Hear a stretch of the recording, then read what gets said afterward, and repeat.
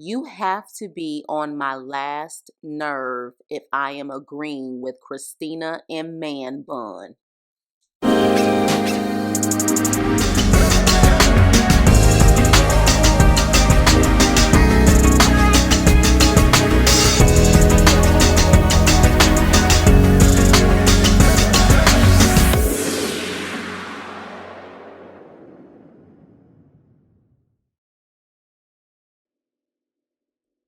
Hey, what's up and hello? This is the Chris Nicole giving you my views on life, love, and the world of entertainment through my eyes. And this is my review on Love and Marriage Detroit, Season 1, Episode 6, Spill the Public Tea. So we're back at Coney Island, and Anthony keeps saying that Brandon snaked Russell, and Brandon actually stands up to Anthony at that point because you can tell that Brandon has an issue with expressing himself. And so Brandon says, "How did I snake Russell? Yes, I called his wife a Kobe cat, and that was wrong, but that's not snaking him." And Anthony is like, "Look, I feel like that's what it is, dog. You were snaking him, and I don't trust you." And so Brandon, in his confessional, says he thinks that Anthony is just doing this and trying to take over the showcase so he can make it seem like he's the man in Detroit. And at this point, I have to agree because it does come off as if Anthony is just trying to make an excuse to discredit Brandon in some kind of way. Like, clearly they're not friends, they're frenemies. And he's in competition with Brandon. You can't be in competition with your friend. It's not your friend if you're in competition with them. And I feel like he also wants to discredit Brandon so other people will not want to work with him. And we clearly find that out later on in the episode. Anthony is just a bitch. There's no other way to put it. He is a bitch. He is insecure. He's messy as hell. He has some truly deep-rooted issues that he needs to work on. And so the next scene, we're with the bitch, Anthony and Latoya, and they're talking in their backyard. And Latoya is like, "Christina didn't even call Kobe on her birthday. No text, no nothing." And I'm like, yes, that was wrong. Christina should have been the bigger person to text or call Kobe on her birthday. But why is it that you are so focused, Latoya, on Kobe, Russell, Brandon, Christina, and you won't check the bitch that's in front of you? How do you sit up there and keep focusing on Brandon and Christina and not understand that you have a messy ass man that you married? So either Latoya is just as messy as Anthony, and she just does her stuff behind closed doors when the cameras are not around, or she's delusional. But something tells me she's not delusional. And honestly, I really want to tap into Anthony and Latoya's relationship because they seem too busy to be focused on, they're always focused on everyone else. But you literally had your man crying like a bitch on a boat, saying that he wants someone to have his back, and yet he's married. So maybe you guys need to focus on your own marriage versus other people's relationships and friendships. I'm just saying. So the next scene, we have Kobe and Russell. And Russell tells Kobe that he wants to negotiate a deal about the gym. And so Kobe is like, "We haven't talked about this since the skating ring. We haven't talked about this since the skating rink." And she's like, "Look, you need to talk. I need to go visit it. There's other things we need to discuss."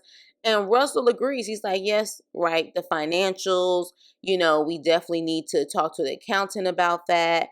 My thing is, though, have we ever seen Kobe in a scene where she's not complaining? Now that I think about it, I have not seen a scene yet where she isn't complaining. She doesn't come off happy. I'm sorry, she just doesn't. She's always complaining. And even, in this scene when Russell agrees with her, she's like, "You just need to check in with me first. You need to let me know first." And I'm just like, damn, like, what is it, Kobe? Like, you're just never happy and you're always complaining. At least that's what I'm seeing on the show so far. So next we have Brandon and Christina, and they're at the Star Factory, and they're prepping for the showcase. Because at this point, of course, Brandon doesn't trust Anthony, so he's gonna have Christina help him with the showcase. And then we find out that Anthony tells Brandon that he has 3 slots for the showcase, even though there's 25 slots. And so Christina's like, how is he going to tell you how many slots you have for your showcase? So Brandon's like, I don't know. I don't even know what this man does. I don't even know what his position is. And so Brandon says that he goes to the DJ that I guess is doing the hosting part or the music part of the showcase. And so he's working directly with the DJ, and he's saying that they're going to pretty much split the slots. And so again, Anthony, if that was really your friend, you wouldn't be doing this snake stuff. So it's so funny how you're calling Brandon a snake when you're the real snake.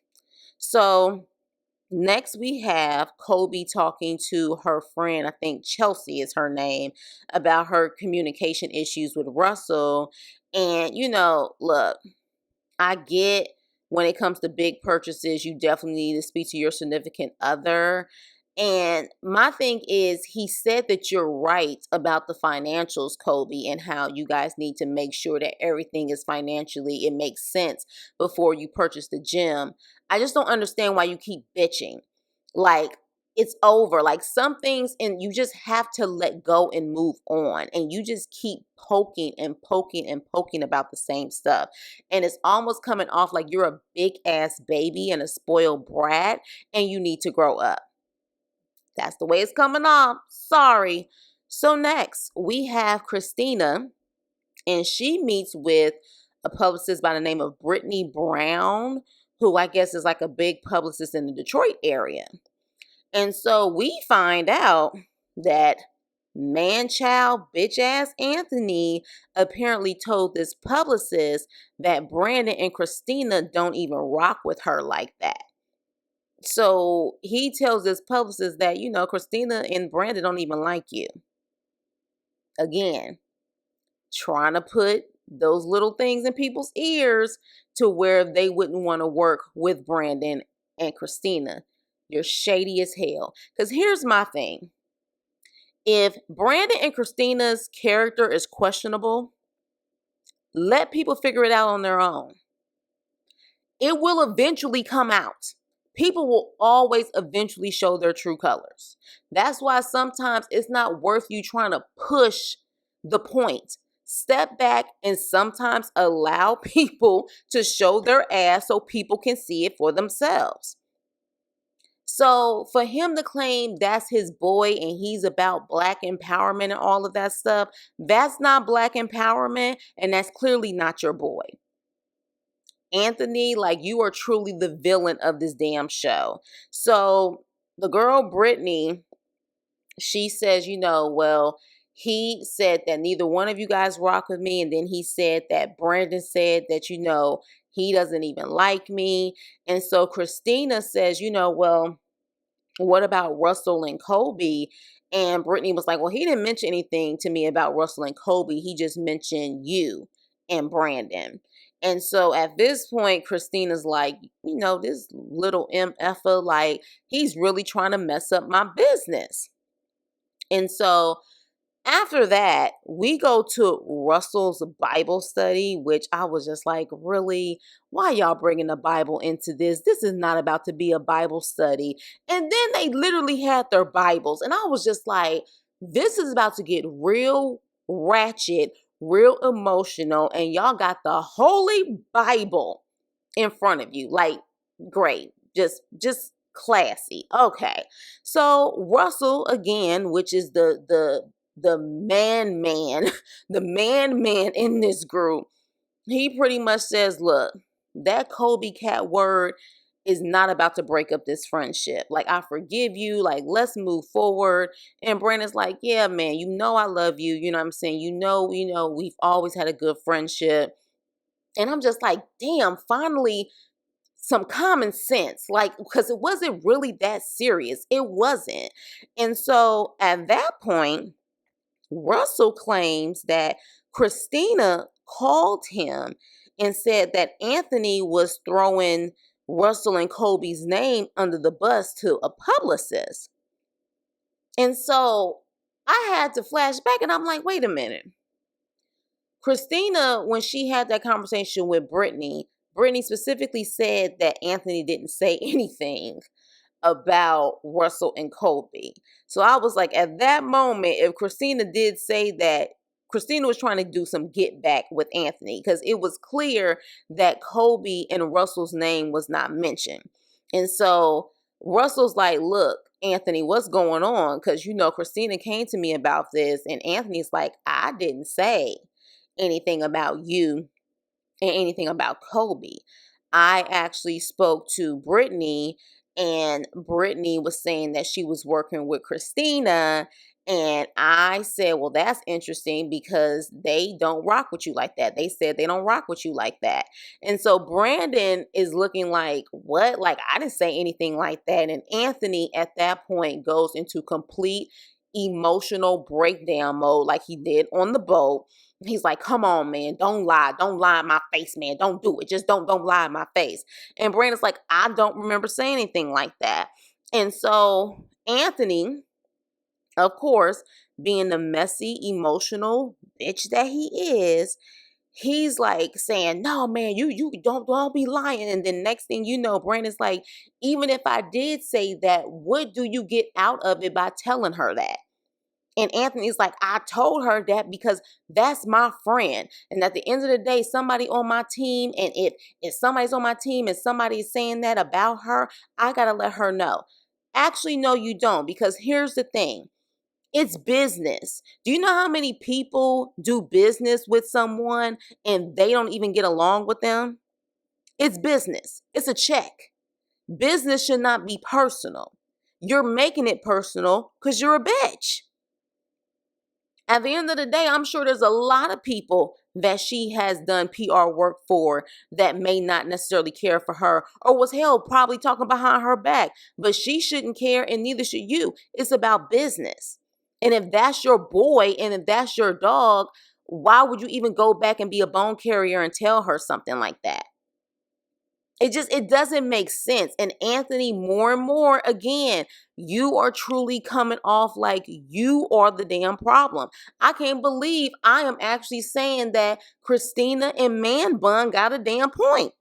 Because we all know I didn't like their asses in the beginning. Well, Man Bun, I didn't. But yeah, it's just like, what are you getting out of this? So at that point, Brandon says, look, I don't even know what you do for a living.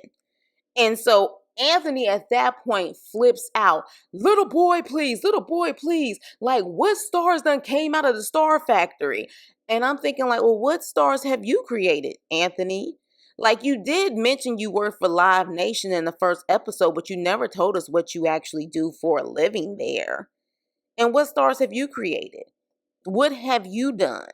And so I don't like when people get that emotional over what someone says about their career or lack thereof, or in anything. When people get that damn emotional, I question it. It's like, because it's like a hit dog will holler. If you're that great and if you're that much of a boss, you don't have to be crying about what you do, and you definitely don't have to belittle someone in the process.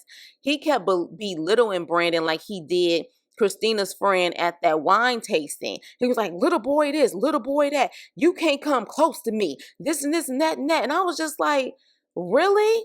Like, all we're missing is you snapping your fingers in Z formation. Like, what the hell is going on with you? And so Brandon is just sitting there, and he was like, I mean, none of the stuff he's saying is true. It's just bouncing right off of me. Like, but clearly what I said about you has to be true because you just being too damn emotional. And I freaking agree. And so Bravo had to get involved, and he was like, look, all of this stuff is ego. All of this stuff is BS. Like, y'all need to be more mature. Pretty much saying you need to be more mature and grow the hell up. And so after that conversation, they have the audacity to pray and claim that, look, we're going to have to just work through this. And then literally Anthony hugs Brandon and he's like, you my dog, you my dude. And I'm like, Brandon, you better check and see if he ain't got a knife in his hand. You know what I'm saying? Because he coming off like a Judas. I'm just saying, like at this point, he has shown you who he is. He ain't your friend. So you can sit up there and think all you want that just because he prayed to God that he's about, really being that friend for you. He's not. He's not. So I hope you understand that. And I hope you understand this show has proven that he's not your friend. So, child, here's the most draining part of this episode. Christina and Colby meet. And from the beginning, Colby clearly walks in with a chip on her shoulder. And you can already tell she's about to be emotional. And I'm just like, oh my gosh, Colby, like, I really try to root for you, but you just, ugh. So Christina tries to talk to her and Colby immediately is like, why couldn't you pick up the phone? We're both busy. We both have, busy lives. Why couldn't you just answer or pick up the phone? And I agree with Christina when she's like, there's certain conversations that need to be had in person. A text message typically doesn't do because, again, things can get misconstrued in text messages, especially depending on how emotional or how that person is feeling that day. And the same thing can actually happen on the phone as well. Sometimes it is better to be face to face so you can see people's body language, emotions, and really get a true understanding of what someone is saying. But Colby, she's too damn emotional. She really lacks emotional intelligence, and you can tell she's one of those people where she is literally just trying to listen to respond versus actually listening to the person. And so Colby's like, oh, why couldn't you pick up the phone? Why couldn't you call me? Just like when I asked you at the skating event, why couldn't you call me? Colby, you clearly come off like a person where when you want something at that particular time, you want people to move when you want them to move. Just because you decided to call someone, if they couldn't talk right now or at that moment, or they didn't want to talk at that moment, you have to respect that. Sometimes people need time to get their thoughts together before they speak to you. And she was going through her stuff with Brandon. So a mixture of that and her issues that she had with this whole collab situation, maybe she didn't want to pick up the phone when you wanted her to. But that doesn't mean that you get all emotional and you don't be logical in the situation. In this moment, Christina literally seemed like she wanted to have a genuine conversation with Colby, and Colby wasn't hearing it. She got into her high-pitched voice. Then she started pointing her fingers, getting super emotional, and saying, don't you ever call my husband. You had a personal conversation with my husband, but you can't pick up the phone and contact me. Don't you ever call him again. And pretty much almost implies like, if you call him again, see what happens. Excuse me? Excuse me, Colby? Like, you really going there? See what happens? Well, what's going to happen, Colby? Like, first of all, I can understand you can probably be a little annoyed that she called your husband, but the reality is if your husband told you what she called about, why are you so emotional? Like, you could just simply say, look, I don't appreciate you calling my husband when you haven't even picked up the phone to call me, but to get that emotion, don't you ever call my husband again and see what happens. Colby, girl, you really need to bring it back. She looked like a damn fool, in my opinion. I don't know about y'all. Y'all let me know what y'all think. But she looked like she was just being an emotional, ignorant ass fool. Every time Christina tried to talk to her, she kept interrupting her. it was pointless. And sadly, this is what happens in a lot of situations. People are not really trying to hear people out. They're just already in their feelings, emotions, already assuming a lot of stuff, especially with Kobe, because I do think she is being very influenced by Anthony and Latoya. And I understand, I mean, she's 30 years old. She's not that young, but maybe Kobe again, because she was a PK, a preacher's kid. She may grew up very sheltered and spoiled. And so she doesn't know how to process stuff like an adult should be able to process things. And so with that, they go, back and forth, nothing get resolved. I damn near get a headache. And then the episode goes off. And it's sad to see because this could have easily been resolved. But the lack of communication, people being involved, like too involved in their emotions, and people wanting things when they want them versus giving it time so then people can have a rational conversation. Like, it just went overboard for no damn reason. And I can tell you right now, the main person in this situation that's really causing all of this drama, I don't care what anybody say, is Anthony's punk ass. He is messy as hell. Every time he talks to someone, he's trying to stir the pot. He tried to stir the pot with Russell. He tried to stir the pot with, Brandon, with Christina. He definitely stirs the pot when it comes to his wife.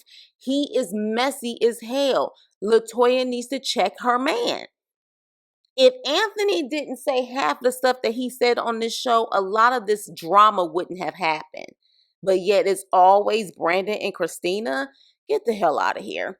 So with that being said, you guys, that was the episode. Let me know what you think about it.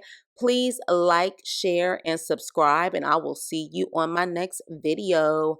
Toodles.